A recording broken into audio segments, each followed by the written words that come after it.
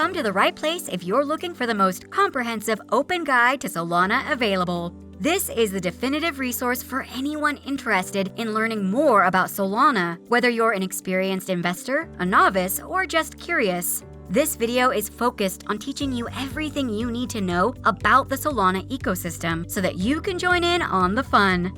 But first, hello and welcome back to the channel. This is Crypto Talks, where we talk about cryptocurrency and all you need to know in the world of finance. And we're back with another incredible video, so please subscribe to the channel and enable alerts to be notified of each new upload. In this video, we will be talking about everything you need to know about Solana. This problem is known as the Scalability Trilemma and affects all blockchains. Decentralization, scalability, and security cannot all be achieved simultaneously on a blockchain, according to ETHEREUM co-founder Vitalik Buterin, who invented the term. Most blockchain projects face the difficulty of balancing security and decentralization, two of the most essential aspects of blockchains. It has been claimed that the Solana blockchain has found a solution to this problem. The Solana blockchain is an open-source, publicly accessible ledger. An extensive range of decentralized applications can be hosted on it, and its native money is SOL. In addition, Solana, like most prominent blockchains, allows smart contracts. Considering that NFTs are generated and sold using smart contracts, which assign ownership and allow users to access digital assets in the NFT, this is vital. Anatoly Yakovenko, a former executive at Qualcomm with extensive expertise in decentralized and distributed systems, created Solana in 2017. At the heart of Solana is a blockchain based on proof-of-stake consensus process that has been tweaked and possibly enhanced to allow for increased transaction throughput, which could result in improved scalability. Many other blockchains, including Solana, are attempting to improve on Ethereum's faults, and in some cases, replace them. However, with its first-mover advantage and vast community of developers and backers, Ethereum has maintained the top position. A deeper dive into the scalability issue is necessary to understand how Solana's method differs from other initiatives. More transactions per second are possible when the system's scalability is improved. The more nodes you have in a decentralized system, the longer it will take to reach a consensus. The more TPS processed, the more likely there will be slight differences that slow down the system. Why? Because most transactions are time-stamped at the very second of each transaction. To confirm transactions, nodes must verify timestamps, which takes time. The longer this takes, the more nodes and/or transactions pile up. In addition, these timing anomalies could be used to attack the system. Using a central source of time may be an option if the problem is a minor discrepancy in time. However, renouncing decentralization would lead us back to the trilemma of scalability. Therefore, that may be the only solution. Nodes will save time and computing resources by not having to verify timestamps, which is precisely what you're looking for, a decentralized approach to rank transactions. Solana uses a node leader to address this problem by sending messages sequentially between nodes.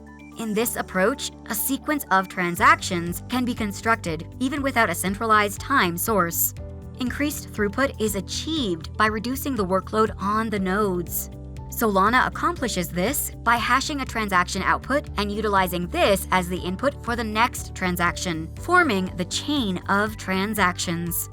Using the proof-of-stake method, the leader is selected. Nodes slashing stakes to address misbehavior is still a standard practice in proof-of-stake blockchains. Solana's technique is a modified proof-of-stake consensus mechanism known as proof of history. The most significant benefit is the rise in production. No real-world testing has been done on Solana's claim of processing up to 65,000 TPS. Despite this, Solana's current TPS of 1,000 to 2,000 represents a significant leap forward in performance compared to other well-established blockchains.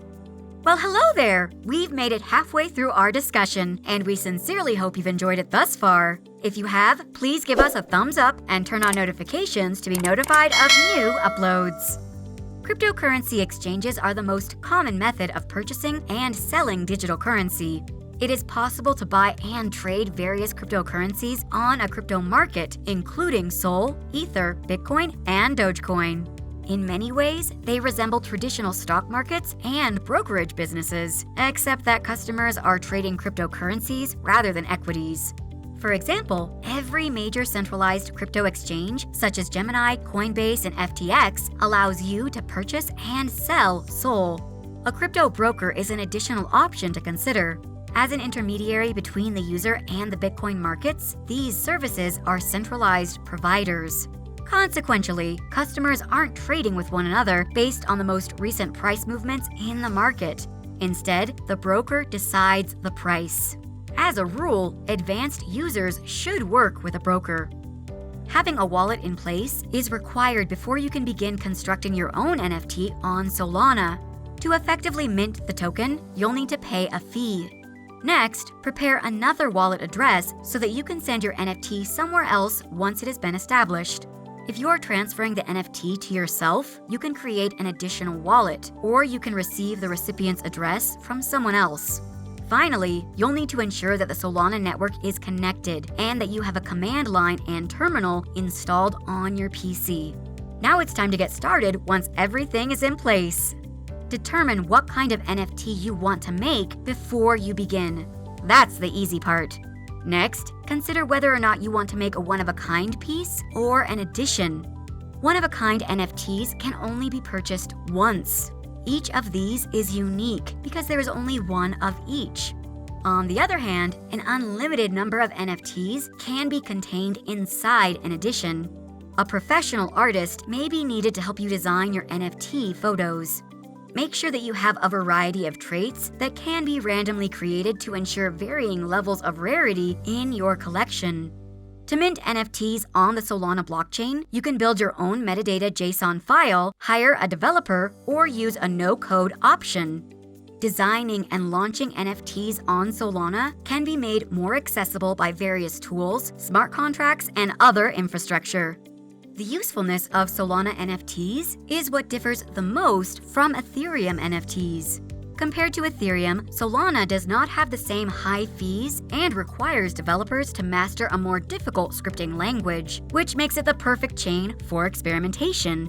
DayGods, for example, allows NFT holders to stake their tokens for utility tokens and mine 10 dust per day, for a total of 30 dust per day.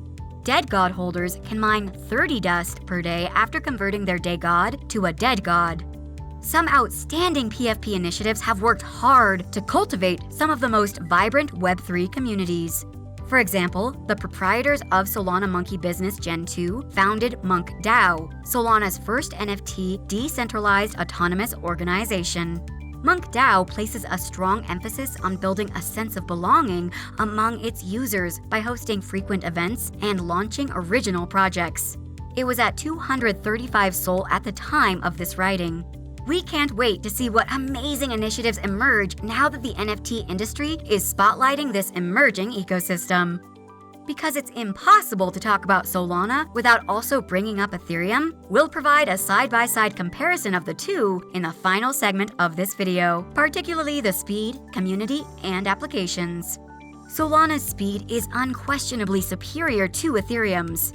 In comparison to Ethereum's 15 TPS, Solana currently processes between 1,000 and 2,000 TPS. As Ethereum scaling solutions mature and whether or not Solana can deliver on its 65,000 TPS promise, things may look different in the future. However, the volume of data created due to such high throughput is a drawback.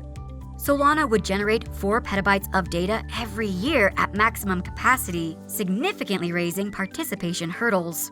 Archivers, data centers that record the ledger's history, now handle this problem for Solana. To lower the bar for participation, nodes just need to store the most recent history. Solana's blockchain has launched roughly 400 projects, but it's still far from Ethereum's ecosystem. On CoinMarketCap, only 5 of the top 100 projects use Solana tokens. As a result, most new projects continue to use the Ethereum-based ERC20 standard as their default token. In this case, Ethereum's history reveals an advantage that even the most potent financial backers can't readily overcome. The blockchain sector has been around for a long time. Ethereum was created in 2015, 2 years before Solana. Ethereum was so ahead of the game that it basically has an unfair advantage. Both blockchains are attractive as competitors, but it may be more productive to consider them complementary. There's a good chance that Ethereum will remain the dominant blockchain for the foreseeable future, given its developer community and history, along with their upcoming scaling solutions. Unlike other smart contract-enabled blockchains, it has a high degree of decentralization. Ethereum is likely to remain the settlement layer for future decentralized apps, particularly in the B2B sector, due to the strong appreciation for decentralization in the blockchain community. A quick and affordable solution that can host data-hungry apps, as well as handle microtransactions without a lot of friction, is what's provided by Solana. As a result, Solana might become Ethereum's de facto Layer 2 and host apps that would otherwise use centralized solutions. However, Solana's architecturally sound solution, paired with Alameda Research's financial clout, could challenge this role sometime in the future. Great job! You've now learned everything you need to know about the Solana network. What do you think about it? Are you as curious as we are to learn more about it? Let us know in the comments. That concludes today's video. Please subscribe to the channel and enable alerts to be notified of new uploads. This is Crypto Talks, and we'll see you in our next video.